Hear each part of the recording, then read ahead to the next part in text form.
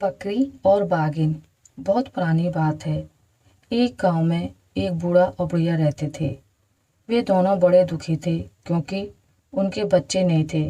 दोनों कभी कभी बहुत उदास हो जाते थे और सोचते थे हम ही हैं जो अकेली जिंदगी गुजार रहे हैं।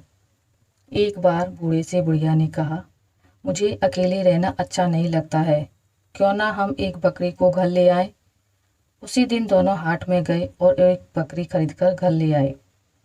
4 कौड़ी में वे बकरी खरीद कर लाए थे, इसलिए वे बकरी को 4 कौड़ी नाम से पुकारते थे। बुढ़िया माई बहुत खुश थी बकरी के साथ। उसे अपने हाथों से खिलाती पिलाती, जहाँ भी जाती 4 कौड़ी को अपने साथ ले जाती। पर थोड़े ही दिन में बकरी बहुत ही मनमानी करने लगी। किसी के भी घर में घुस जाती थी और जो भी मिलता खाने लगती। आसपास रहने वाले लोग उससे बहुत तंग हो गए और घर आकर बकरी के बारे में बोलने लगे। बूढ़े बाबा को बहुत गुस्सा आने लगा। बूढ़ी माई को कहने लगे, इस बकरी को जंगल में छोड़कर आएं। बुढ़िया ने कहा, ये क्या कह रहे हो?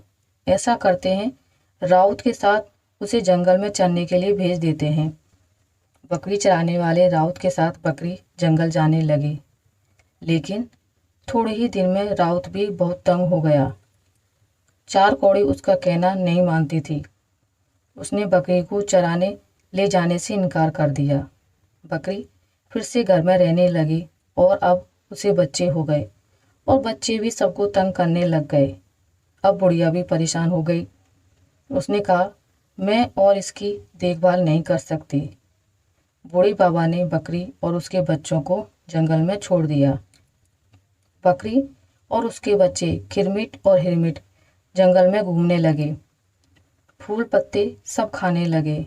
एक दिन अचानक एक बाघिन से मुलाकात हो गई। बाघिन खिरमिट और हिरमिट को देख रही थी और सोच रही थी, कब इन दोनों को खाऊंगी। बाघिन को देखकर बकरी को समझ में आ गया कि बाघिन क्या सोच रही है। बकरी को बहुत डर लगा, पर हिम्मत करके वह बाघिन के पास गई और अपना सर झुकाकर उसने कहा, दीदी प्रणाम। अब बाघिन तो बहुत अचंभे में पड़ गई। ये बकरी तो मुझे दीदी कहकर पुकार रही है, उसके बच्चों को कैसे खाऊं? बाघिन ने कहा, तू कहाँ रहती है? बकरी ने कहा, क्या कहूँ दीदी, रहने के लिए कोई जगह ही नहीं है हमारे पास। बाघिन ने कहा, तो तेरे पास रहने के लिए कोई जगह ही नहीं है? ऐसा कर, मेरे साथ चल, मेरे पास 2 मांद हैं, एक में तू अपने बच्चों के साथ रह जा। बकरी बड़ी खुशी से बाघिन के पीछे पीछे चल दी। उसे पता था बाघिन दीदी संबोधन से बड़ी खुश हुई है और अब वह उसके बच्चों को नहीं खाएगी। बाघिन के मांद के पास दूसरे मांद में अपने बच्चों के साथ बकरी खुशी से रहने लगी। बाघिन भी उसे तंग नहीं करती थी, लेकिन कुछ दिनों बाद बाघिन को जब बच्चे हुए, बाघिन फिर से बकरी के बच्चों को खाने के लिए बेचैन हो गई। बच्चे पैदा होने के बाद वह शिकार करने के लिए नहीं जा पा रही थी। भूख भी उसे और ज्यादा लगने लगी थी। बकरी बाघिन की आंखों की ओर देखती और मन ही मन चिंतित हो उठती। वह बाघिन के पास जाकर दीदी दीदी कहती और बातें करती रहती, ताकि उसकी आंखों के भाव बदल जाएं। बाघिन उससे कहती, मेरे बच्चों का कोई नाम रख दो। बकरी ने कहा, एक का नाम एक कांटा, दूसरे का नाम 2 कांटा। बाघिन के बच्चे 1 कांटा और 2 कांटा और बकरी के बच्चे खिरमिट और हिरमिट। शाम होते ही बाघिन ने बकरी से कहा, तुम तीनों अगर हमारे संग सोते तो बड़ा अच्छा होता, या किसी एक को अगर भेज दो।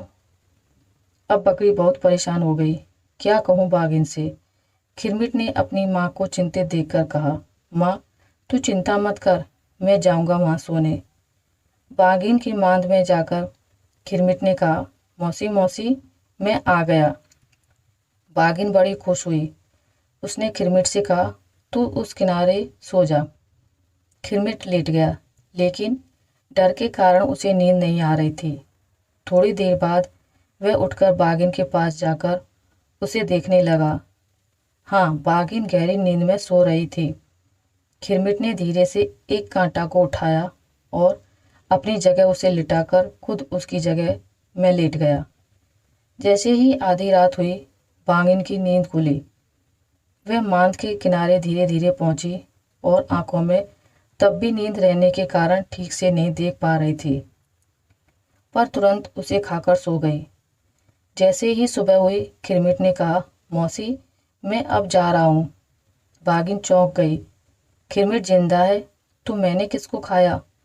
वह तुरंत अपने बच्चों की ओर देखने लगी। कहाँ गया मेरा एक कांटा? बाघिन गुस्से से छटपटा रही थी। उसने कहा, आज रात को आ जाना सोने के लिए।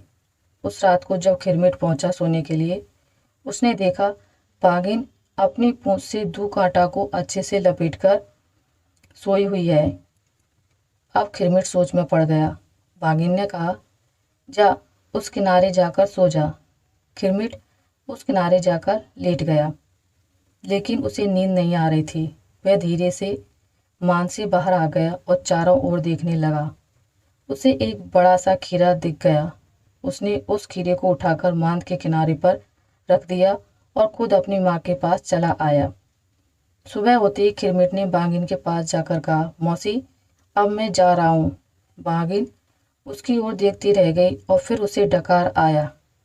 यह तो खीरे की डकार थी, तो इस बार मैं खीरा खा गई। बाघिन बहुत गुस्से से खिरमिट की ओर देखने लगी। खिरमिट धीरे धीरे मान से बाहर निकल आया और फिर तेजी से अपनी माँ के पास पहुंचा। माई माई, अब बाघिन हमें नहीं छोड़ेगी। चलो जल्दी चलो, यहाँ से निकल पड़ते हैं। बकरी खिरमिट और हिरमिट को लेकर भागने लगी। भागते भागते बहुत दूर पहुंच गई। बकरी खिरमिट और हिरमिट को देखती और बहुत दुखी होती। ये नन्हे बच्चे कितने थक गए हैं। उसने बच्चों से कहा, थोड़ी देर हम तीनों पेड़ के नीचे आराम कर लेते हैं। पर खिरमिट ने कहा, माँ, बाघिन तो बहुत तेज दौड़ती है, वह तो अभी पहुंच जाएगी। हिरमिट ने कहा, क्यों ना हम इस पेड़ पर चढ़ जाएं? बकरी ने कहा, हाँ, ये ठीक है, चलो हम तीनों इस पेड़ पर चढ़ जाते हैं। बकरी और खिरमिट हिरमिट पेड़ पर चढ़ गए और आराम करने लगे। उधर बाघिन बकरियों के मांद में पहुंची। उसने इधर देखा उधर देखा, कहाँ गई बकरियां? बाहर आई और उसके बाद बकरियों के पैरों के निशान देखकर समझ गई कि वे तीनों किस दिशा में गए हैं। उसी को देखते हुए बाघिन चलती रही, फिर दौड़ती रही। उसे ज़्यादा समय नहीं लगा उस पेड़ के पास पहुंचने में। पैरों के निशान पेड़ तक ही थे और बकरियों की गंध भी तेज हो गई थी। बाघिन ने ऊपर की ओर देखा। अच्छा, तो यहाँ बैठे हो सब? बाघिन ने कहा, अभी तुम तीनों को मैं खा जाऊंगी। अभी ऊपर आती हूँ। खिरमिट और हिरमिट तो डर गए, डर के माँ से लिपट गए। बकरी ने कहा, अरे डरते क्यों हो? जब तक हम पेड़ के ऊपर बैठे हैं, वह बाघिन हमें खा नहीं सकती। अब खिरमिट के मन में हिम्मत हुई। उसने कहा, दे तो मैं सोने का डंडा। बाघिन ने सोचा, पेड़ के ऊपर बकरी के पास सोने का डंडा कहाँ से आएगा? बाघिन ने कहा, सोने का डंडा तुझे कहाँ से मिला? बकरी ने कहा, खिरमिट हिरमिट, ये ले डंडा। ये कहकर बकरी ने ऊपर से एक डंडा फेंका। बाघिन की पीठ पर वह लकड़ी गिरी। बाघिन ने सोचा, डंडा तो डंडा ही है, चोट तो लगती है। वह वहाँ से हट गई, लेकिन पेड़ के आसपास ही रही। अब बकरी कैसे अपने बच्चों को लेकर नीचे उतरे? बकरी मन ही मन बहुत परेशान हो रही थी।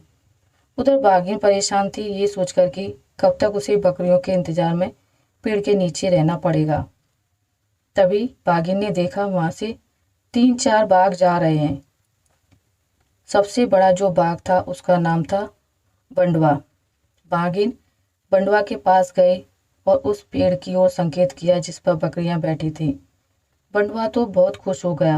वह अपने साथियों के साथ लेकर पेड़ के नीचे आकर खड़ा हो गया। बकरी अपने बच्चों से कह रही थी, डर किस बात का, ये सब नीचे खड़े होकर ही हमें देखते रहेंगे। लेकिन तभी उसने देखा कि बंडवा पेड़ के नीचे खड़ा हो गया। उसके ऊपर बाघिन, बाघिन के ऊपर और एक बाघ, उसके ऊपर, अब तो चौथा बाघ पेड़ के ऊपर तक आ जाएगा। बकरी अब डर गई थी, कैसे बचाए बच्चों को। तभी खिरमिट ने कहा, दे तो माई सोने का डंडा, तेमा मारो तरी के बंडा।